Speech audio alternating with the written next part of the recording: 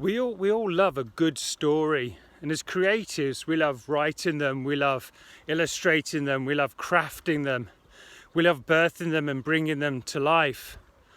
But what's the most powerful story in your life? What's the most influential story in your life? What could be the most destructive story in your life, or the most constructive story in your life? You might think it's a story you were told when you were young, when you were a little kid. You might think it's a story that you learnt at a cinema, you saw at the cinema once. You might think it's the story of someone's love affair. You might think it's a story you read in a book, or a story that you got from the media, etc., etc.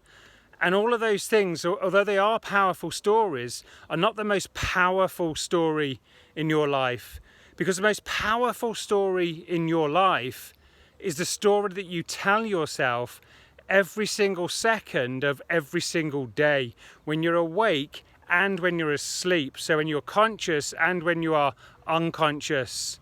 Now, the powerful story you're telling yourself will either take you towards freedom and show you the path to freedom, or it will keep you trapped in a path of fear. It will keep you trapped in the same old shit you don't want to be stuck in.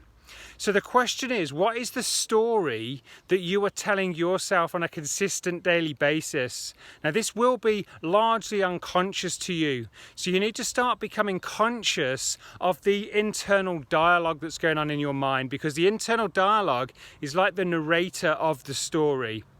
And the narrator is what gives the story its power, when it combines those words with the visuals in your mind and the heart feelings that are coming out of your heart.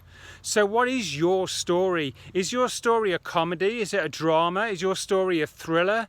Is your story the story you want to be living? Because if it's not, it's time to start rewriting your story. But you can't start rewriting your story until you become aware of what the story is that you are currently playing on your internal cinema screen, that your whole entire nervous system is buying into.